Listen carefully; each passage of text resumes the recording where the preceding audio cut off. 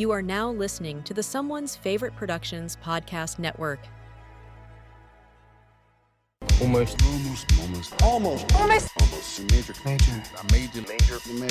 Major. Holy fucking shit, this is major!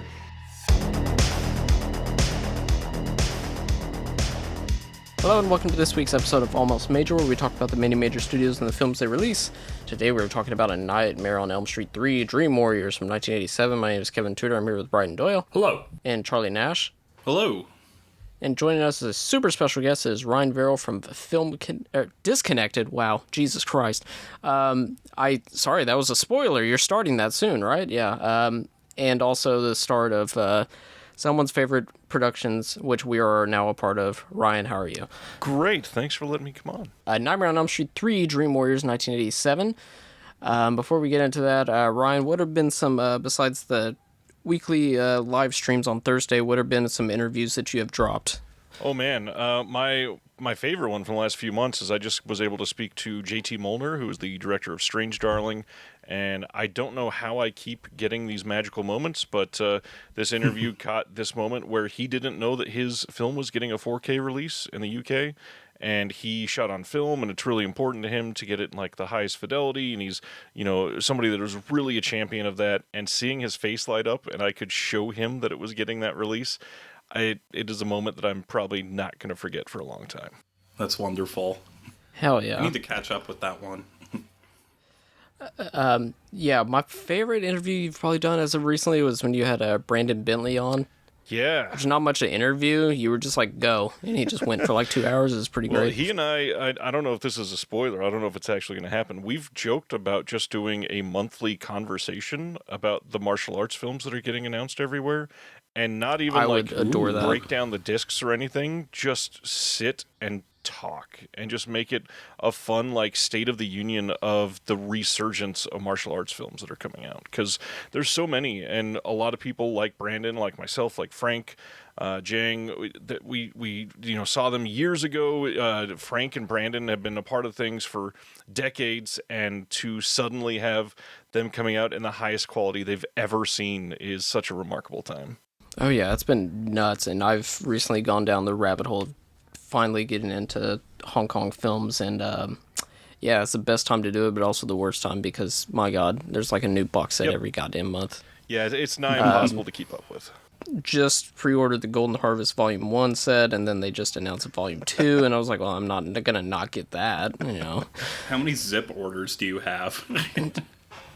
Zip, Klarna, Firm, Afterpay, yeah, there's a lot. Anyways, Nightmare on Elm Street 3 opened wide on 1,343 theaters at number 1. Have we covered a movie that premiered at number 1? We must have. Cop Killer was number 1, right? Yeah, sure. I mean, Blair Witch Project was number 1, right? Wasn't it? At one point, but it didn't open at number 1. Okay. And if it did, it was probably only once, and then Haley Joel Osment was like, give me that. Yeah. Swim Fan? Did Swim Fan open at number 1? Yes. Wait, it did? Yes. Oh, I know that. It was like the first week of September. What else was going to beat it? Yeah, everyone went back to school, and they were like, perfect time to drop this into theaters. Yeah, I if it's not number 1, I swear to God. I remember when it came out on DVD and the theaters. If I don't remember that, something's wrong with me. Anyways, nothing New Line has been number 1 since we've covered, so there's that. On February 27th, 1987 is when it came out. The budget was this. It's between $4.3 and $4.6 million is what it's estimated. Opening weekend of $8.8 million. And a domestic gross of $44.7 million, which is almost $20 million more than the first one or the second one grossed. Jeez. It was New Line Cinema's first movie to release nationally, and $8.8 million opening weekend was a record for an independent film at the time. Prior to this, their films were released on a regional basis, opening in several cities one month and moving to another city the next. Just looking up Swim Fan box office right now. Top 5 films that weekend. Of course, number 1 was Nightmare on Elm Street 3. Platoon, Outrageous Fortune, which is a Arthur Miller joint with Shelley Long and Bette Midler, which I had not heard of. It's a Disney movie. Mannequin and Hoosiers. Maybe it's got to be up there for most 80s top 5 we've done, other than last week when like Death Wish 3 was number 1. I think the only one I've seen from that top 5 is, well, I mean, Nightmare 3, that isn't Nightmare 3, is Hoosiers. I think that's the only one I've seen. It's fine. You haven't seen Platoon? Wait, You haven't seen I have. Mannequin? Okay, goodness. I haven't seen Mannequin, although I've listened to Nothing's Gonna Stop Us Now a bunch, which is a great song. Honestly, that would be kind of funny to picture Freddy Krueger just invading Platoon.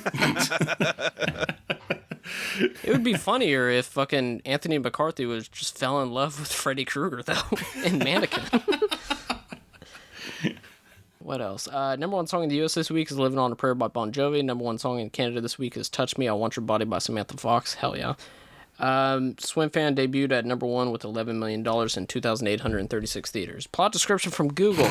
During a hallucinatory incident, young Kirsten Parker, played by Patricia Arquette, has her wrists slashed by a dream-stalking monster, Freddy Krueger, played by Robert Englund. Her mother, mistaking the wounds for a suicide attempt, sends Kirsten to a psychiatric ward where she joins a group of similarly troubled teens. One of the doctors there is Nancy Thompson, played by Heather Langenkamp, who had battled Freddy some years before. Nancy senses a potential in Kirsten to rid the world of Freddy once and for all.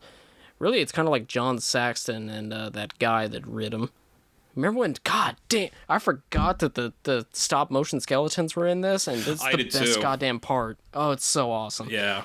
Oh, stop-motion Freddy Krueger whenever he's on the doll and his face morphs in. Oh, it's so cool. Yeah, at the same junkyard that I assume the Brave Little Toaster is set in, where they all sing about how worthless they are. Yeah. Came out the same year. Oh, wow. Which Isn't is more that fucked nuts? up? Nightmare on Elm Street 3 or the Brave Little Toaster? I'm going with the Brave Little Toaster. Yeah, I'd go with Brave Little Toaster. There are vacuum cleaners committing suicide, evil clowns with hoses that spew forks at our toaster, and the radio Rated G. gets mutilated. Yeah, I know. I much preferred. I'm sure it's a much worse movie, but I definitely watched the one where they go to Mars more than the original Brave Little Toaster. I don't even What think does a that one went to toaster need theaters. to do in Mars? I'm What does a pretty toaster sure need the to do? master has a baby, and then the baby, like, I don't know, like, somehow ends up in this space. I wouldn't be surprised if it's as simple of a plot as, like, oh, let's give our baby a balloon, and then the baby just shoots up into space or something, and they're like, we gotta go help him, or something. I don't know. I genuinely when don't that remember. Yeah. Kevin, don't give you making the babies point balloons.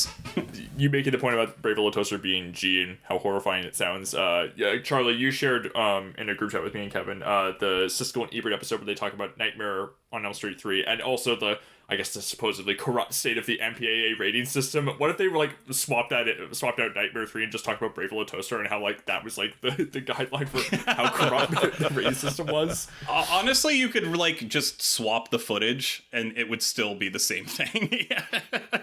Now it just Gene Siskel going, now that is rough stuff. I didn't watch that clip because I was too busy watching Eraser. But what did they say in that clip about like MPAA, or were they saying that this movie should be NC-17 or something? They basically were talking about basically A Nightmare 3 just came out, and they were talking about them wanting to come up with a substitute for NC-17 that was the A rating, which is basically that it wouldn't be X because X implies something pornographic, and that A would just mean like, you know, for sophisticated, you know, adult. And here's the thing. I'm sophisticated. I'm going to Nightmare on Elm Street 3. Here's the thing. I don't think their point is wrong, but the clip that they showed from Nightmare 3 was just the tongue scene where he's over the pit of flames, and then that's the one where Gene's like, now that is very rough. I'm like, that's the clip that you showed that's rough? Like, there's rough stuff in this movie, but I'm like, that's pretty tame considering, you know, like, what else is in this thing? Okay, this is 87, so this is 3 years before NC-17, so I guess they were kind of on the boat for that. But... Or X, whatever, yeah. I mean, they implied, yeah. Like, I mean, they always had it out for, you know, they always hated the quote-unquote dead teenager genre, which I'm not saying they didn't have, like, reasons to be concerned, but at the same time, it was kind of like, it's not one of their points that ages entirely well in retrospect. No. Because these movies are so... Especially this one is just so far removed from reality, and in fact so much of it is literally in dream states that I'm kind of like, I don't think that like it'll freak kids out, but I don't think there's no reason to think that there's gonna be like copycat shit from this movie of all things. Yeah, especially their take on any of the Friday the 13th movies, where every single time they had to review another one, they were just like, here's the director's address. go egg his house, that fucking loser. And I'm just like, Jesus Christ. I'm so worried about copycats. My son wants to be a ventriloquist now after seeing Nightmare 3. My son wants to be a giant little freak snake. Yeah. Yeah, my daughter wants to be punk and cool after watching Nightmare on Elm Street 3. This sucks.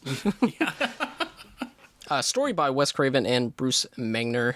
Written by Wes Craven, Bruce, Frank Darabont, his first writing credit, and Chuck Russell. Directed by Chuck Russell. Prior to this, nothing prior to this. This is his first directed film, but prior to this, he wrote Dreamscape in 1984. After this, directed and co-wrote The Blob with Frank Darabont in 1988. This is just the best shit ever. The Mask in 1994. This is when he credited as Charles Russell because a Jim Carrey movie means he's very serious now. Eraser in 1996. Bless the Child in 2000. I finally watched that movie. It's not good. The Scorpion King in 2002, and his newest film, which is a remake of Witchboard, is coming out very soon. I'm very excited about that. Can you imagine going to a movie theater in the year 2000 and asking for a ticket for Bless the Child? That just sounds so weird. Also, I've never seen Bless the Child, but I imagine that like movie starts with like some little girl sneezing and some old man just being like, "That child needs to be blessed," or something like really stupid. Like, I watched the original trailer for it in the TV spot, and I remember like one of them was just like I need to get it right because if I say it wrong, it's going to sound weird. But it was just like they went with a different tagline because the poster was just like mankind's greatest hope just turned 6. And I'm like, hell yeah, let's do that. Isn't it also like, I mean, didn't it get trashed because like the child is like on the spectrum or something and it just revels in like really offensive, like it was during that time during the aughts where Dreamcatcher was another one of those things where they were just like, you know, they're mystical and have magical powers, and it's just like, who decided this? Who decided this trope was okay? Like, well, when it starts, Kim Basinger takes the child from the title to the doctor, and she's like, yeah, she's really weird, and they're just like, yeah, she's showing signs of autism. She's showing signs of autism, and she's like, no, it's not that, it's something different. So like, that's really all they say. Like, there's nothing weird about that or anything, because I mean the stuff that she's showing is just like, yeah, she likes to move plates with her mind, and they're just like, huh, odd, maybe she has autism. And she's like, wait, what? Well, she was watching Carrie on TV the other day. I mean, I don't know, like, that is also very funny to just think of, they're like in a doctor's appointment as a kid and they just say, can you excuse me for 1 second? And then the doctor is, what they're doing is going out to your parent and being like, your child is weird. Is there any medication? Oh God, no. No, there's no saving this one. Yeah. Have you tried making it have friends? How about that? So it could be less of a weirdo? I mean, the doctors in Nightmare 3, to be fair, are also not very great, where, like, you know, No, Philip not at dies, all. you know, from, like, the clock tower, and then, like, Craig Watson's, like, saying, like, oh, he was just weak. And I'm like, how are you a doctor? You're terrible at your job. Just imagining, I'm a doctor. How did you get here? I work in doctor. I'm a nurse. But who's the actress who plays the main nurse? Because she is also, Priscilla Pointer is also the Sue Snell's mom in Carrie, and you can't help but think about how Carrie ends with that nightmare sequence, and I'm just like, wow, she's like, just, if she shows up in a movie, those kids are gonna have like fucked up dreams. Jesus Christ. Like, That's 99. I was about to say now a good horror movie that people shit on at the time, but is actually good from 2000, but actually came out in 99 is The Curse Carrie 2, which kind of fucking rips. she kills people with CDs. Yes, it kicks ass. Which was a time in the 90s. There was a Hellraiser Cenobite in the third one that did that, but that movie sucks. Also, Black Mask. Jet Li kills people with CDs. my favorite part of the Rage Carrie 2, I guess mild spoilers for the Rage Carrie 2, but I watched it after, you know, Margaret and, you know, J. Smith Cameron had finally gotten like the you know, recognition that she deserves for so many years, but she's in that movie as the new Carrie's birth mother, and there's a whole plot where she's just like, I have to find my daughter, and then she catches up with her after she's gone full rage mode, and then sees the carnage and goes, oh God, no, you can't be my daughter, and just leaves the movie after that. So it's just all for naught. Like, Chase Smith Cameron has no reason to be in that movie. Just shows up and is like, bye. It's a fun time. I like that movie too. But it's also fun to think our one of our friends, Matt Sapola, would before I saw the movie, he would cite the line, and it was their particular intonation of like the line where they're talking about like, oh, you like garbage? Yeah, Shirley Manson, she rocks and everything. Now, I don't think they say it quite like that in the movie, but it's like, you like kind garbage? They're in a diner, and if I saw that movie when I was like 9 back in like whenever it came out, I'd be like, this is the greatest movie I've ever seen in my life, because I had version 2.0 back in the day and just listened to nothing else. And in fact, I'm 33 years old, and I still listen to that album on repeat like multiple times a year.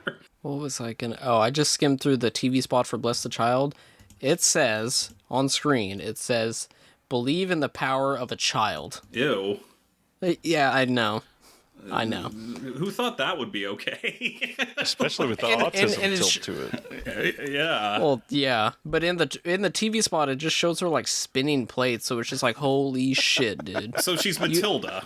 So she's just Matilda. Like, basically, yeah. And then Angela, but we were talking about Bless the Child today on this episode. And then Angela Beta shows up, which is apparently, I thought it was her Kim Basinger's daughter, but it's actually her sister, and she's a heroin addict. And basically, it's just like, yeah, here's my new baby. I'm gonna go take a bath, and then it just leaves. And then shows up 6 years later, and apparently there's some guy that's on like Days of Our Lives that has like this kind of Scientology type thing that brings in people, and she gets involved in all of that. It's bad. Starring Heather Langenkamp reprising her role as Nancy Thompson, Patricia Arquette as Kirsten Parker. This is her first movie after this True Romance in 1993, Holy Matrimony in 1994. You know, the movie where she has to marry Joseph Gordon-Levitt when he's like 12 years old. Hilarious film. Ed Wood in 1994. That's the plot of that movie? Yes. I've never directed by really Leonard Nimoy, if I'm not mistaken. Yes. What? Yes. This is Mad Libs. You're making this shit up. That is not a Who real was it movie. Who was it put out by? That's right, the Walt Disney Company. Also put out by Walt Disney Company. That sounds like good old family fun right there. Yeah. I believe it was a Hollywood Pictures. I think the same with Ed Wood in 1994. Lost Highway in 1997. And Bringing Out the Dead in 1999. And gonna just carve out a good 35 minutes for me and Charlie to talk about her role in Stigmata in 1999. Well, I was gonna say, I nearly expected her to start quoting Bringing Out the Dead watching it, where she just yells, "Everybody in this hospital is crazy!" Like, I just nearly expected that type of stuff at one point. But yeah, oh God, Stigmata, Jesus. Terrible film. I bought it on Amazon for like $10 the other day. I feel really great. I already had it on DVD. Isn't that enough for a movie that I think is bad to be like, oh, I own Stigmata on DVD? Nope, gotta own it on Blu-ray. Nope. He just doesn't know how to end and just gives up. Yeah, it's pretty great. That movie starts with, I believe it starts with a deep cut from Chumbawamba, which that's how you know you're in good hands. Little Nicky in 2000. What else? Well, what's Stigmata talk? She's possessed while by All Bjork. Is Full of Love by Bjork plays in a hair salon. Very faintly in the background. Like, they cannot get away from it fast enough. But then they do crank up Inertia Creeps with Massive Attack during like the scene where she tries to make it with Gabriel Byrne. And that is a very good song. Always happy to hear it. Little Nicky in 2000, which has, I believe, maybe besides like End of Days, the most new metal soundtrack of those like 5 years. I believe it has Deftones. Pardon Me by Incubus. Yes. Yeah. It also has Deftones. It has POD. Power Man 5000. Like, it has like I think School of Hard Knocks is like the song that features that lyric is starting. Yeah. Oh, I'm so ashamed I can't think of the rest of the track list. Lead role of the show Medium from 2005 to 2011, which we all watched. One episode of Law & Order SVU in 2012, and won an Oscar for Boyhood in 2014. Which she is wonderful in. Yes. I remember around the time people were just being like, finally, a makeup award for Holy Matrimony. And then she followed it up by starring on 2 seasons of CSI Cyber. Well, It's not even a real show. no, it's not. There's a lot of damn people in this to give detailed breakdown, so I'll just say, Lawrence Fishburne. Damn it! I forgot to look up when he started going from Larry to Lawrence. He's credited as Larry in this one. Yes, I don't know which one he couldn't be Larry Fishburne in The Matrix. That much is for sure. Craig Wasson, Rodney Eastman, Bradley Gregg, Jennifer Rubin, Ken Sagoes, John Saxon the God returns, and of course Robert Englund returns as Freddy. Does this New Line Cinema film have Lin Shaye? Unfortunately, no. She could have played like the lead nurse. I could see that. Come on, Teacher consult played her part from the first film. Yeah. Yeah, there you go. Trivia. There's a lot of trivia, but I condensed it as much as I could. According to Wes Craven, he decided early on that there had to be a group of people fighting Freddy because the souls of his previous victims had made him too strong for one person alone. The idea of the mental hospital treating the Dream Warriors was not just some riff on one floor of the Cuckoo's Nest, but instead inspired by real-life establishments. Quote from Craven, at the time, there was kind of a movement of such places that even advertised on television. Quote, within a quote, send us your troubled child and we'll make them okay. And essentially they were like prisons or insane asylums. Here's a few things that were dropped from the original script. Get ready. Originally centered around the phenomenon of children traveling to a specific location to commit suicide, with dreams of Freddy eventually discovered to be the common link. Teen suicide was a taboo issue at the time. It led to this being dropped, although some aspects still remain in the finished film. Did Heathers come out in 87? Maybe 86? It's 88, I think. Oh, 88. damn. Okay. Well, still around the same time. Anyway, I keep interrupting. Continue, please. Originally had a meta concept to it that Craven ended up using for New Nightmare, as New Line rejected the idea for being too ambitious for his time. In the final shooting script, one of the warriors dreams up a giant Transformer-style robot to fight Freddy. The sequence even made it to storyboards, but budgetary constraints made filming it impossible. I mean, they kind of make up for it with the TV, sprouting arms and crushing the kid. Also, if I may insert the correction, Heather's was 89. I'm sorry, Charlie. I had. Oh, no worries. No worries. Okay. By that time, it was no longer taboo. They were just like, it's fine. It's fine. Wes Craven and Bruce Wagner's original script opened with Freddy's birth in a ranch-style house where infant Freddy cuts himself out of his mother's belly. Craven described the ranch as a, quote, an architectural portal to Freddy's dreamscape. And this is where the Dream Warriors end up in their dreams rather than at the house at 1428 Elm Street. It is gradually revealed that Freddy used to bring his child victims to his ranch, which became the source of his powers, explaining how he can keep coming back. Only Neil and Kirsten survive the climax, but they manage to set the real building on fire.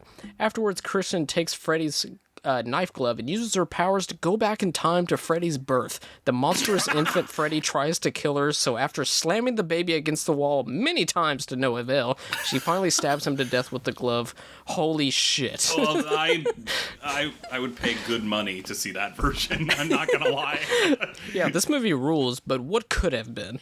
I believe I'm gonna get into it, but the original script called for $20 million and they got 4.5. So I'm sure they were just like, the whole ranch and Freddy baby thing. We can just get rid of that real quick. Wes Craven had nothing to do with Nightmare on Elm Street 2, which went on to outgross the first film, but was critically panned, so New Line was unsure if they wanted to continue the franchise. Craven was asked for new ideas, so he came on board with the intention to expand his original concept and write a conclusion to the series.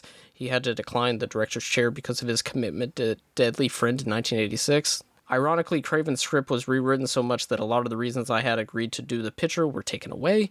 Jennifer is shown watching Critters at about 38 minutes in. Listen to our episode. There's also a shot of Alone in the Dark in there as well. I noticed that. The original script needed work because it called for a $20 million budget, too ambitious for the 4.5 that they received. This resulted in an incredibly tense set, which wasn't ideal for Patricia Arquette's film debut. On her first day, the production was so behind that she didn't start shooting until 4 in the morning.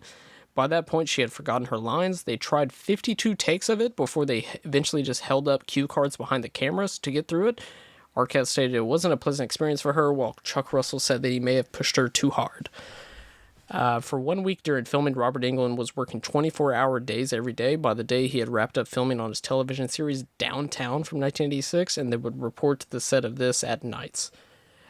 Two last things. Winona Ryder auditioned for the role of Kirsten, but director Chuck Russell felt that Ryder was too young for the role. Wow. So we could have had a Heathers crossover right there. Beetlejuice was this. No, Beetlejuice was 87 or 88. I think 87. Yeah. Holy shit. Okay. It would have been the year of Winona if that bitch Chuck Russell didn't have a say in it. I mean, when it comes down to it, probably. Well, but hey, look, both Winona and Patty have careers, and they're both where they are now. I mean, we stupidly took Winona's career away from her for the dumbest reason imaginable, but she's back now, so.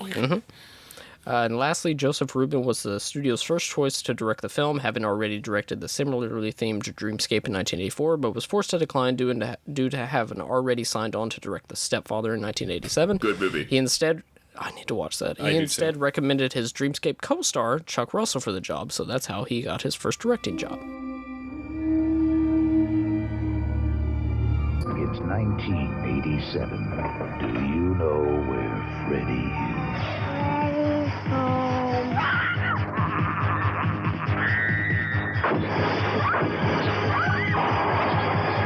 There's no waking up from this nightmare. A Nightmare on Elm Street, Part 3, Dream Warriors.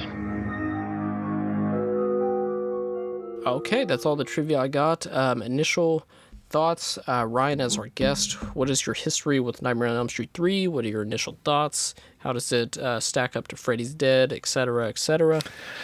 Let's see. I think I saw this for the first time in 99, 2000-ish, somewhere around there. I was young teen and went through the whole franchise. I'd seen the first one many, many times, and I think I'd maybe seen New Nightmare, but that was it. And I said, well, let's just go through all of them. And it was a great experience. Loved this one. Loved the first one. I also have always loved the second one. It's one that's always been special to me, primarily because it's just Scary Freddy, and that's awesome. But the bigger thing that is more exciting for me is I then, because I watched all of them at that time, didn't watch any of them again for a long time, and it was literally about 2.5 years ago, maybe 3 years ago now. There is a big rep theater here in Kansas City that played all 8 Freddy films back to back in one day, starting at like 10:30 in the morning, and I didn't get home till I think 2 a.m. the next day. It was one of the best experiences. I got to see the Nightmare on Elm Street, the first one, the 4K restoration that they had done recently. Being able to see all of those in a room of people that loved the films, but also I had a friend that drove from St. Louis to hang out with us that day, and he had never seen any of them except for Freddy vs. Jason. Wow. So I got to relive my childhood while watching him see them for the first time. And by like maybe this one or maybe part 4, he was just so in. He was like, oh my God, I can tell why this was such a cultural revelation. This is amazing. He was so happy to be a part of it. And I love these movies. I have lost a lot of fondness for 4 and 5. Other than that, I still think most of these are incredible. And it's, of the big franchises, it's my favorite, I think. I would say so. My favorite horror, which is, I don't know when you consider it a franchise or how long until some is, but Evil Dead is probably my favorite. But as far as like the big horror icons between this, Michael Myers, that Jason guy, this one is definitely my favorite. Yeah, because of 1, 2, and 3. 4 and 5, I mean 5 I think is just like unwatchable. 4 is at least bad, but it just like is doing a lot of stuff. And then 6 is bad but watchable. By the time Freddy has the power glove, it's just like, what are we doing? But also, I don't know, what are we doing? You know. And then New Nightmare is great, and Freddy vs. Jason is a fun time. What about the remake? Don't forget the remake. Terrible. I will forget the remake, actually. Saw it in theaters. Ryan, as a physical media head, did you have that or a DVD box set from back in the day with all the snapper cases? Of course, yeah, we all have, and Yes. I really wanted to relive that by getting, I think they were German media books of the first 8 that were great, but it's just not worth the money at that point when they're all coming out brand new and they're like $55 each plus shipping, and you're like, yeah, that's a lot of money when you're starting to invest in 8 of them. No, yeah, if I was going to do that, I would just buy that box set again and then just put the Blu-rays in there. Even though I don't know, have the Blu-rays for this been released individually? Because I have the box set that has like 2 and 3 on one disc, 4 and 5 on one disc, Same. 6 and 7 on one disc. I don't think they've been done individually, and they're not good transfers. Most of them do not look great on disc. Let's see. I don't have much initial thoughts other than I put down this rules and then underlined it about every 5 minutes. That's kind of all the initial thoughts I have. I will say that Kevin Yeager, who did the makeup for this, he also did the makeup for Hidden and 976 Evil. So he was a New Line guy. Makes sense. Rachel Talale was the line producer for this. I believe she was the line producer for Polyester as well, I believe. And then went on to direct Freddy's Dead. Oh, this is the first movie in the series to show how scary it would be to not be able to go to sleep. Like when it starts out with Patty Arquette being like turning on Dawkins, which every teenage girl does. And like, I don't know what the hell she's like taking like a scoop of like coffee grounds and just mixing it up in her mouth and shit. Like, it feels really scary to know that she can't go to sleep. Like, of course you have that in the first one with like Nancy's like 9 coffee makers that she has in her room, but really felt it in this one. This movie starts Freddy's obsession with the word bitch. I believe he says it a good 4 times in this. He even carves it into a boy's chest. That's how good he is. First, I believe this is the first movie that directly has the dream world be like the character's fears or obsessions, like the syringe glove, the large metal chair, and the television and stuff like that. Freddy's chest with all the trapped souls is just the dopest shit ever. I took up an entire page here that just says stop motion skeletons. I'm not sure what that's about. And then Fairy John Saxon at the end. That was interesting. That's all the initial thoughts I got. This movie kicks ass.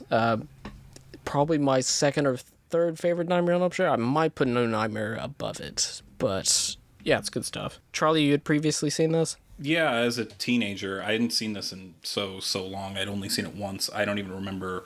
I mean, I would assume I watched it around the same time that I watched all of them, like probably when I was in, freshman or sophomore in high school.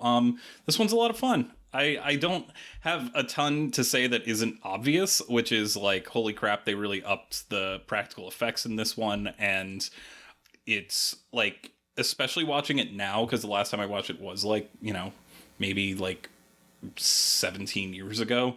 So to even see like how, to even see a horror film that is so prioritized with just creating these set pieces that are so demented and with actual like practical effects, and like even the stuff that isn't practical, like even the animation and all of the nightmare logic that they come up with, it's just a dementedly fun time. I don't think it's as like, there's a lot of allegory with the first one that is really thought-provoking, and it reads as a big political commentary on Reagan's America and the false security of suburbia. We talked about it in the first one, and then the second one, while it might not be as good as this one, there's still like a lot to chew on. Even was this intentional or was it not, and is it homophobic or is it homoerotic?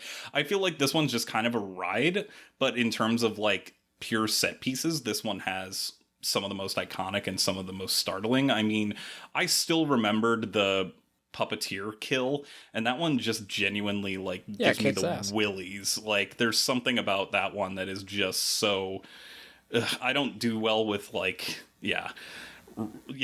wrist cutting and tendons and shit like that. I was just like, oh my god. Like, but it has such a wild imagination, and like, if there's a one criticism I have, I wish we got to spend a little more time with these people before they start getting killed, but at the same time, that's kind of what these movies are about. And as such, like, I mean, they, Roger Ebert wasn't wrong when, he claimed it was the dead teenager genre, but at the same time, there is like a certain thing about, they have just enough personality. I just wanted a little bit more of them, because by the end, not to give too much away, but by the end they're like, let's just go into the dream world and try and kill Freddy, and they're like, yeah, and then like 2 of them get wiped out like immediately, and part of me is like, maybe you should have given them a little bit more to work with. But as a ride, it's like it's there's no denying that like there's a lot of there's a lot of impressive craftsmanship on display, and I think it is around the time that Freddy starts, as you mentioned, Kevin, kind of becomes a little more wisecracky, but he's still really scary with all the like you said, like the souls in his chest, and the way that he's able to prey upon even if they're kind of archetypal, the character's fears in a way that still feels pretty creepy and not too cheeky. I feel like this is all very boring and straightforward, but yeah, it's fun. I don't really know what else to say other than, like, it's a fun time. And,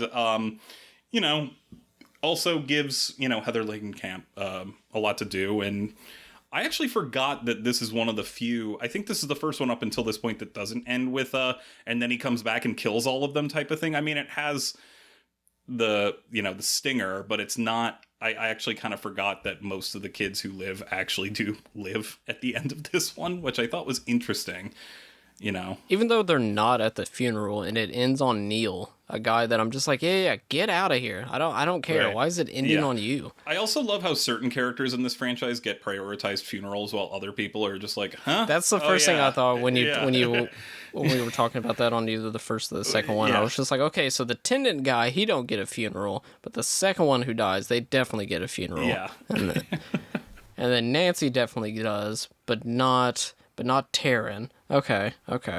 Yeah, Neil, I wish it was just Heather Langenkamp. I wish there was no Neil. I feel like he's kind of gets in the way. Apparently that was supposed to be they deleted a scene where they're more romantically involved, and I was just like, well, thank God you cut that. You could have cut Neil out of all of this. 100%. Or I pitched this to Charlie, like, switch, Lawrence Fishburne is in this as, like, one of the orderlies. Have Lawrence Fishburne be the young doctor and Craig Watson's the orderly. hell yeah. That would be so much That better. would kick ass. That would kick ass, yes. Yeah, that's pretty much... Trying to think of things that I could somewhat nitpick for it. Not that I'm trying to, but yeah, Neil, I don't like him. Don't like him. Especially when they were going to make some romance into it. And I was like, you're the same age as John Saxon. Get out of here, dude. One thing Also, that... don't throw around John Saxon. Yeah. You don't know what you're doing. Who's the girl who gets shoved into the TV? That is Jennifer Caulfield, played by Penelope Sudrow. Yeah, this movie clearly hates that character, right? Like, this movie is so mean to her. And then at one point, it's just, I love that they're in the room with the TV and they've got the TV taken down, but they still have all of the sparks and ashen from there. And I awesome. just started laughing so hard. It almost looks like it's something out of Kiyoshi Kurosawa's Pulse, like right before they disintegrate. Where I was just like, oh my God. Like, it's like, I'm just imagining the staff like, all right, take the TV down. Should we do anything else? Who cares? Like, just leave it. Just leave it up so they can be scarred anytime they're in the TV room. Reminded about their friend who brutally died. Yeah, because what is it? She right before she dies, she's in there trying to stay awake with the TV, and Lawrence Fishburne just comes in and just like, why don't you read a book? How about that? She's like, I'm doing research. I want to be an actress. He's like, that's stupid. Why don't you write a book like a normal person? But the movie almost has that attitude towards that character, too. Pretty much. Yeah. Yeah, well, the way that it ends with the stinger, I mean, not having like a one last jump scare is because it was initially written to be like, this is it. This is the trilogy. That's all. And then I'm sure Bob Shea was just like, but what if that dollhouse had a light that came on? And they were just like, God damn it, Bob, all right. Yeah. But Freddy is not coming back, and he is not going to be at the beach in the next one. And Bob Shea was like, all right, whatever you say. I did completely forget that they burn his skeleton. That's pretty gnarly. Yeah, it kicks ass. That's And then metal. it comes back to life. Yeah. It tries to bury Neil. It's so fucking cool. Let's see, Bryden, this is your first time, so I'm curious to what you think. Yeah, I like this one. I think I like it. It's a weird one for me because, like, I think there's definitely flaws in it, and it does some things worse than the previous two movies. Like, I think this doesn't function as well narratively as, like, the first one or the second one. Like, when you find out that there's 4 writers on this movie, it's like, yeah, that checks out. Like, there's, like, a couple of, like, there's, like, too many plot strands, too many characters. Like, you could cut out the stuff with, like, where they have to bring back the dad from the first movie and Neil also being there. And then also it's like, and we get Freddy's backstory, which I found the reveal of that really distasteful. Like, just because the movie doesn't really care about Freddy's mom and like what the horrible thing that happened to her and everything. They're just sort of like, and I'm also just thinking like, especially her character seems extraneous when it's like, can't like like they just like find like because she's like just there to basically say like you need to bury Freddy's body, and it's like, I mean, John Saxon probably knows that, so like why, like, and that's basically his function in the movie, so like why do we have these two characters do it? And like, not to be like, you know, saying like, get this, I don't want to be like dismissive of this nun character and everything, but it's just like the movie doesn't really care about what she went through and everything. And I just also found like the reveal of like, she was a ghost, like, to be really corny at the end. But I'm stealing that line read from... Just imagining the Chief Wiggum from The Simpsons. She's a ghost nun! Well, there's this particular Saturday Night Live sketch I like where it's like two guys having a foot race in an office, and Saoirse Ronan like is like the coach, and she disappears, and then like just like this alien character comes up and says, she was a ghost! and then Greta Gerwig says like, so it turns out she was a ghost. That's neither here nor there. I guess we'll get back to work. But yeah. But yeah, so like I definitely, and I think I agree with you, Charlie. I wish we'd gotten to know the characters a little bit better, especially because I feel like this movie does take its time sort of kicking the plot into gear. Like, I don't think the Dream Warrior concept really of like them teaming together to like use their dream powers as a team, that doesn't really happen until like 45 minutes in, and like there's only like, and they only like meet twice in the movie. There's that first meeting, and then the second meeting is like, okay, we really haven't rehearsed this, but we just gotta like, we gotta get the ball rolling to save our friend. So I wish they'd fleshed it out, the characters a little bit more. I think this probably has like my favorite of the three that we've seen so far. I still need to see 4 and 5. This has probably my favorite dream imagery in like out of all the series. Like, I really love like all like you said, all the practical effects and like the way that they sort of like slowly reveal like the nastiness of it and everything. Like, initially, like with that puppet kill and everything, like you're hearing like a lot of the slash marks and everything. You're getting like quick shots of like, you know, the bodily horror that's being inflicted and everything, and then you get that one shot where it's the foot like stepping, I think it's like you first see like the shadow and anything, or no, you see a shadow approaching and like you see like blood drip onto the floor, and then the foot steps into frame and you see like the tendon hanging out, and it's like that's like the way that they pace that scare out is really nasty and effective. Yeah, and like even though there is like all this like convoluted stuff happening with like all the sort of like changing dream worlds, like, you know, I think Russell and his team do like a really good job of making sure you can follow it, and like there's like, you know, fun like edits, like when Patricia Arquette jumps through a window on one world, and then like in the next shot she lands at like the top of the stairs in Nancy's house. I think that's really neat. The way that like they use camera movements to reveal how the world has changed, like that early scene where Patricia Arquette wakes up in her bed and the camera moves back and reveals that like her bed is no longer in her room, but she's actually on Elm Street and everything, and all those kids are there, and, you know, really creepy slow-mo. And yeah, no, I found this one like very, very entertaining, very watchable. I agree with you that Lawson is not as compelling a screen presence as Lane in Camp, although it is fun. I did get a good laugh at just like whenever he was like trying to act tough and just getting completely shut down, like when he like makes the quip about Nancy sounding like Peter Pan. She says, "You were gonna take this seriously," and then just cuts to a shot of him like with this dumbass grin on his face, like just not knowing what to say, and I laughed really hard at that. And then like when he says like, "Oh hi," like he meets John Saxon as the dad, and he says like, "Yeah, I don't know you, and I don't really want to know you. Get the fuck out of here." But then it's like really silly when like Watson tries to act tough, and he like flips the table and like throws against the pillar, and I'm like, okay, whatever. But yeah, no, it's like, listen here, John Saxon, we're gonna take a drive. Yeah, and he's just like, all right. That's all it took. Yeah, I like this one. Also, you were mentioning some of the people who went on to bigger things on the technical team. Also worth mentioning that the visual effects supervisor, Hoyt Yateman, you know, he worked on this, and he also worked on The Fly, and of course he went on to direct the motion picture G-Force. So, oh, thank God. Yeah. Oh, Jesus Christ. Everyone went on to bigger things. Yeah. I was about to say, you said bigger and better things. Also, music by Angelo Badalamenti? Yeah. Like, how did that happen? David Lynch's composer, who passed away not too long ago. Yeah. Yeah. Oh, I'm so sorry. In the rundown, I'm so sorry. I forgot to mention them. Dick Cavett and Zsa Zsa Gabor are in this. I'm very sorry I didn't mention that. I believe there was a trivia fact that they didn't have... That was like maybe like one of the last scenes they shot or something like that. So they just advertised that Dick Cavett was in the movie, which I was just like, what a selling point. Well, then he's in Beetlejuice like the next year. Dick Cavett himself wanted to choose who would be on the show, and he was like, Zsa Zsa Gabor, I never interview, and she seemed like the worst person ever. And I'm sure they were just like, sounds great. Yeah. So that happened. Saw that before, and I didn't really remember how that comes into play, and I was just like, couldn't they just run a random clip from Dick Cavett? But no, Freddie has to show up and threaten Zsa Zsa Gabor. Peak 80s. That's what starts with this, and then I believe it's the 6th one where they're just like, how about we get Roseanne and Tom Arnold? Like that would be fucking awesome, wouldn't it be?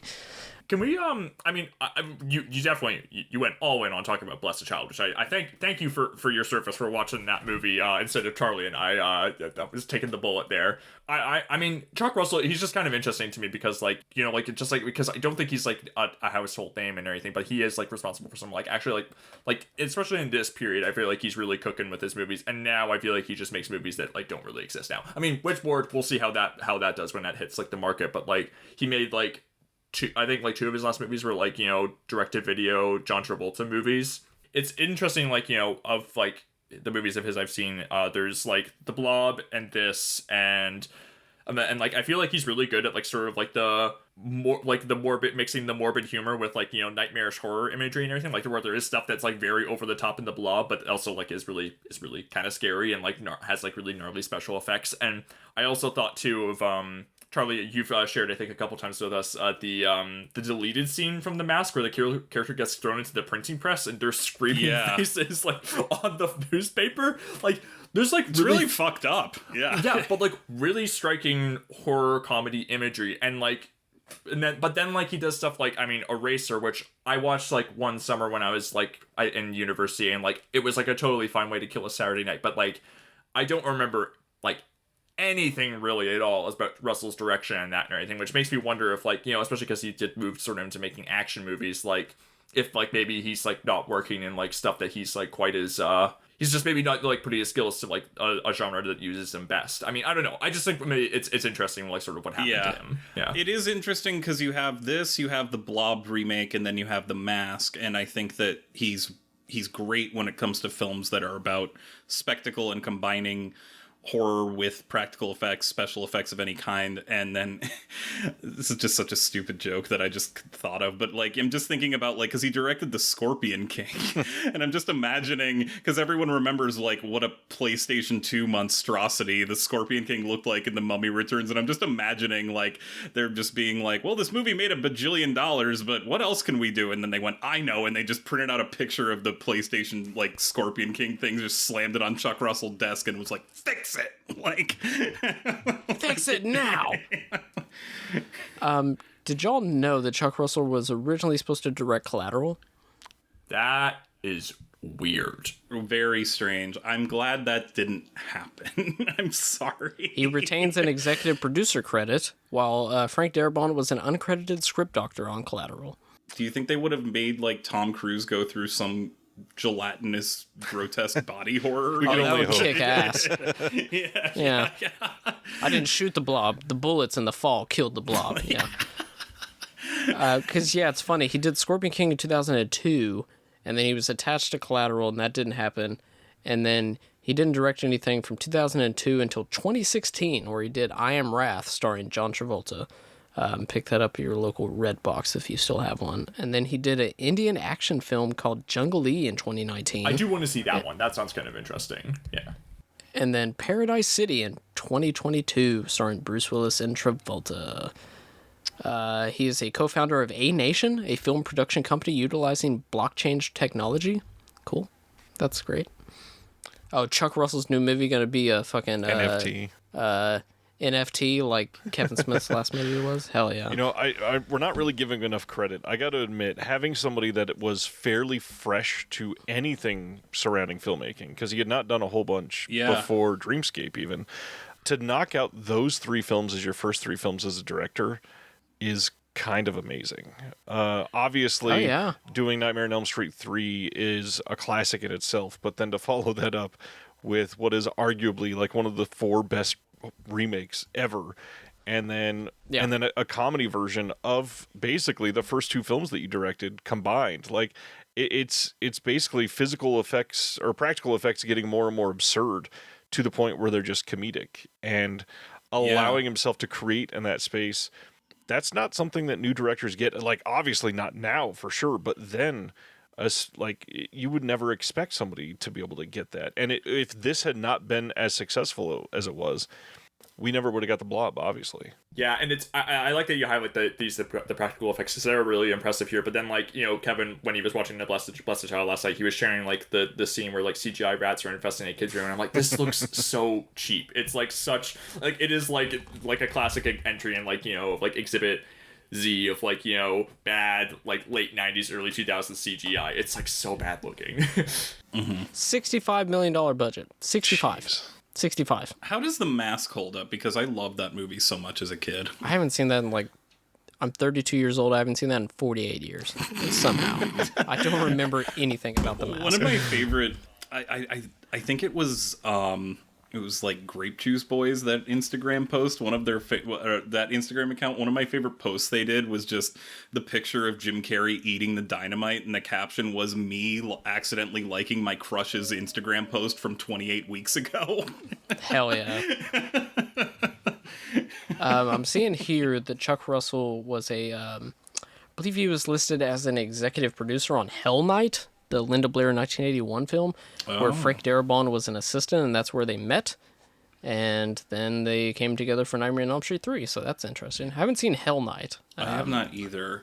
One other thing, I was watching a featurette, and Bruce Wagner was talking, and he at one point mentioned that he hadn't even seen all of Nightmare on Elm Street 2 because the reputation was so bad, and then it kind of cut to Chuck Russell and Frank Darabont, and they were like, I mean, we liked Buñuel films. We just wanted to make, like, an art house film, but, like, in a horror franchise. I'm like, I mean, I guess that makes sense.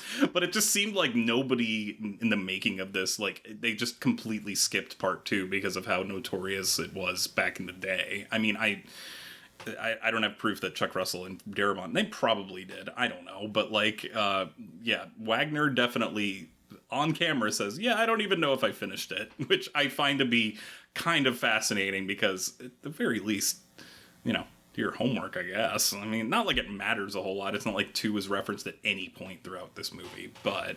Seeing here, Bruce Wagner is a novelist, and he was married to Rebecca De Mornay from 1986 to 1990. Wow. Interesting. Best 4 years of his life. Interesting. And then she, yeah, and then she went off to do The Hand That Rocks the Cradle, right? So Right after, yes. Right after that. Yep, that makes sense. Anything on topic we want to talk about? I mean, I'll say as a father of 2 autistic kids that was a psychology major, the fact that this was predicated on real life asylums, essentially, is the scariest part of this movie for me. I mean, the way that they are treating these kids is devastating, and something about the practical effects makes it feel more real. I mean, we were talking earlier about how it's like metaphysical in a way, and there's less actual scary situations here. But even the opening where you know, Arquette is reaching to turn the water on and the faucet grabs her hand, that is so well done. That shit jump scared me. So yeah, well got done. Me. And then obviously, like, to have her snap out of it with her wrist bleeding, that at the time, shocking. Yeah. So perfect. It actually really... I've seen this movie before, and I forgot that happened, and that... I did too. That is, like, too real in a point where I was just like, ugh. Like, that's not a criticism either. It's just I forgot. And then to cut to the mom being like, ugh, she always wants attention. I'm just like, Jesus. Like, her mom is the worst character in the whole movie, right? Like, she's just awful. She's up there. You're like, she always wants attention. Meanwhile, this nameless guy off screen really wants to know where I put my bourbon, so I'm just gonna leave her to be. That was the last note I had on my list, was Freddie yelling, "I said, where's the fucking bourbon?" is the thing that I remember about this movie the most, because my dad was a raging alcoholic, so it was like, oh this is home. Yeah. Oh no. The dreamscape is real life, folks. Yeah. Man, I do think, I mean, that is a great shot whenever he cuts her fucking head off and then she's still lecturing her. Oh, yeah. And she's... What is she saying while she's a severed head? It's pretty great. It's something about how, like, this is why I could never bring anyone home. You always drive them away. Like, something like that. Yeah. Oh yeah, Bless the Child, a file that I downloaded that was a rip from this when it aired on Stars. Do you think you're on some government watch list for having a file called Bless the Child on your desktop now? It was automatically deleted as soon as I finished it. It did not need to take up any more space. I know the Scream Factory put it out last year, which I'm sure everybody was just like, huh, what? Yes! But before that, it was the only way you could watch it in HD was fucking a rip from Stars, which, like, the no restoration whatsoever still looked kind of dirty, but it was kind of charming. What if what if the subtitle of this movie was Nightmare on Elm Street 3: Bless the Child? Bless the Children. That would Bless work. the Children. I guess that would work. It would work for 5. I haven't seen 5 Instead yet. of the Dream Child, it's the Blessed Child. Yeah. I'm running out of material. Hold on. Well, I'm thinking like I like to think about this. You know, this movie ends with the song "Dream Warriors" by Dokken. Like, what would like the funniest like cut to black like dream themed song could like this movie be scored to? And I'm like thinking like I was trying to think of examples, but I couldn't like quite think of some. Ryan, is your history of Christian music? What would be a good song to end this on? Well, Dream On. to go, switching into and in and out of dream worlds. How about just recreating the music video for Aha's "Take on Me" with Freddie? Oh, that would kick ass. Oh boy. That seems like some shit they would do in Freddy's Dead. They were just like, we're either recreating an Aha music video, and Rachel Tully's like, or they were like, or Nintendo just dropped this Power Glove. All right. Now we're gonna have, you don't know him yet, but he's gonna be a big deal. We're gonna have Breckenmeyer, and Freddy Krueger's gonna be controlling him. That he's gonna be pogoing around the entire room. This started as a horror film series about a child murderer. Somehow we got Yaphet Kotto to be in this movie. I know one of the things I found in research for this is that one of the original endings, they were going to do the whole house thing where the light comes on the house, but they were going to imply that was Nancy in the house and not Freddy. And it was as if Nancy was there still watching over them, protecting. And that's how it was going to be the end of this supposed trilogy. Because now they don't have to worry about Freddy coming back anymore. Okay, so that means that they would wait until the last, 10 seconds to be like, dream logic and all that shit, yeah, it's real and all that. Then at the end, they're just going to be like, oh, but if you die, you become a angel on Elm Street. And I would be like, no, I need another movie. Yes. I need another movie to explain that. And they're just like, we'll give you a credits crawl. That's what we'll scroll past. It's maybe not in the next movie. How about in the next movie, Freddy puts on sunglasses? Wouldn't that be cool? Be like, he's a child murderer. They'd be like, yeah, but what if he was on MTV Spring Break? Wouldn't that kick ass? And they're just like, God damn it. One of my closest things with this movie is for a character we haven't brought up yet, and that is Will, the Dungeon Master. Oh, hell yeah. Funny enough, I have an interview with him on my channel. Just did that. Oh, what? Yeah. Did that about a year and a half, 2 years ago. He is a friend of a friend, and it was a fairly short interview, but man, he looks back on this with such pride. And that's one of the coolest things to me is that this group of kids were actually close. They were, made to have chemistry off camera first. Everybody knew what they were getting into. They were fans of everything they were doing, and he loved it. Yeah. That's so nice. Yeah. Hell yeah. I wanted a little more of him. I love, I hadn't seen Jennifer Rubin in anything the first time I saw this, but she's also in a really great underappreciated Keanu Reeves film called Permanent Record, where she has to sell the last emotional note in that film, literally, because she's singing at one point, and I completely forgot that she was in this movie, and I was like, oh right, Jennifer Rubin's in this, and that syringe death is pretty gnarly, and it made me sad. Kicks ass. It kicks ass, but I almost wanted more of her.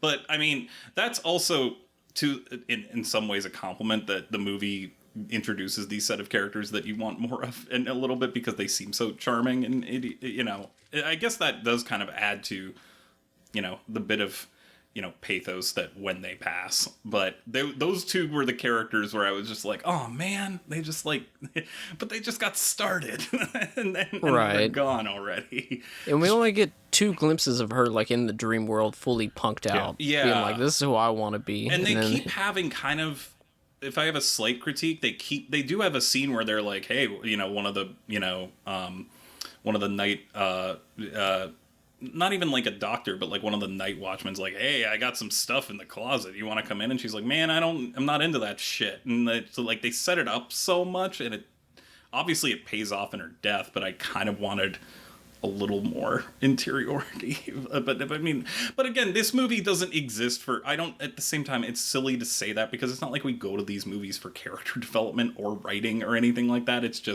Maybe it's just me and my time machine brain being like, but bringing some baggage into it with what I've seen in other movies. But yeah, it's almost kind of sad that they get offed so quickly. Well, if you want more of Jennifer Rubin, she's in a movie called Bad Dreams, which is basically a ripoff of this movie. And I watched it. One, it's bad. Two, it has maybe the most wild credits needle drop of all time next to Confidence. But it ends with Sweet Child of Mine. I remember you tweeting about this, I think. Yeah. I lost my mind watching this movie. And it's directed by Andrew Fleming, who did The Craft. Interesting. Yeah. Oh. Also, just thought Lawrence Fishburne doesn't lose his job, even though it's pretty clear that he should after fucking up with the whole TV death thing. He kind of walks in like, God damn it, like I told the kids not to stay up past 9 p.m. He kind of has like one of those reactions, where he's just like, damn it. I mean, yeah, I was talking with you, Charlie, about how I wish Fishburne just got more to do in this movie, and also in most movies in general. Yeah. I feel like he's an incredible actor who is mostly just sort of I mean, I remember in 2018 I went to see a rep screening of Deep Cover where he's incredible, and that gets so much to do. He gets to be funny, he gets to be kind of emotionally high strung and everything. But then later that year I saw him in Clint Eastwood's The Mule, and I know people like that movie, but he's basically just sitting at a desk going yes, good, go to work. And I'm like, come on, man, you can't give this guy more to do. I'd say the most he has in any movie that I've seen. I mean, well, Deep Cover obviously, which is a great underappreciated movie, but The Matrix Reloaded, I feel like they did give him a lot more to do because Lawrence Fishburne basically gets the shit kicked out of him for the second half of that movie, and then in the second one they at least gave him the freeway chase scene. But even in The Matrix Revolutions, which I like more than a lot of other people, he's basically just sitting in a chair most of the time in that one. And then he's not even in the fourth one. And then Hannibal, he's really well utilized, but he's often kind of just a supporting player. Even Megalopolis, he's been working with Coppola since Apocalypse Now. Even he's just kind of an exposition or voiceover narration machine in that movie. Yeah, now I'm just mad you brought up The Matrix Reloaded, so I'm done for this episode. Anything else y'all want? It's a 5-star movie that you can't find room for because you have no joy in your heart. Yeah, it's a 5 out of 50 star movie, maybe. Fucking piece of shit movie. I will end it then on saying I think the marionette kill is the best kill in the entire franchise. I actually messaged them in the both Kevin and Brandon in our group chat immediately after that, and was like, that is probably the kill that makes me, well, that and actually weirdly one in the fourth movie, which I don't think is very good, but there's a kill in the fourth movie and this one that I'm just ugh, genuinely gives me heebie-jeebies. It would be between this one or the Tina kill in the first one, just because that's just so fucking awesome. Yeah. Those two are probably my favorite. And the Johnny Depp bed scene. I guess that's another thing. I mean, the gore through the first three that we have watched has been kind of...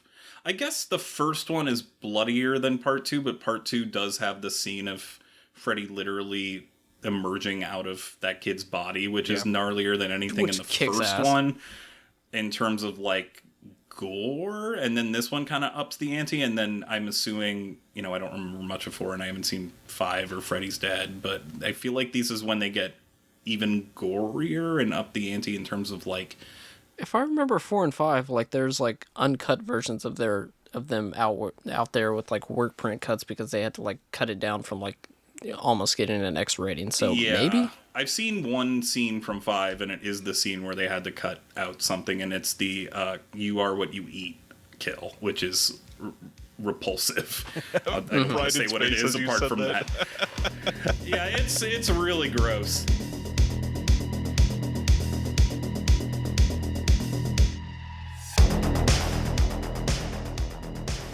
Thank you for listening to this week's episode of Almost Major. Please rate, review, and subscribe to us on iTunes. Please follow the pod on Twitter at Almost Major to keep up to date with what movies we will be covering in the future.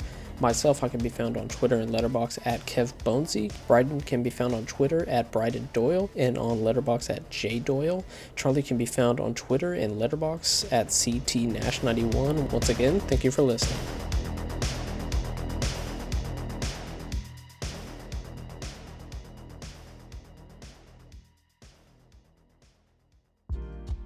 Are you a film fan who loves the ultimate home video experience? Look no further than The Disconnected. Your host, Ryan Verrill, is your go-to source for the latest and most accurate information on home video releases, exclusive interviews with industry insiders and filmmakers, and has established a thriving community where every film and physical media enthusiast feels welcome. From hidden gems to blockbuster hits, The Disconnected brings you insider knowledge and a welcoming space to share your love of cinema. Watch every Thursday night at 9:30 Eastern, 6:30 Pacific for the live announcements show and follow The Disconnected on social media to stay updated. Subscribe to The Disconnected on YouTube or on the podcast provider of your choice and dive into a world where every movie night is an adventure.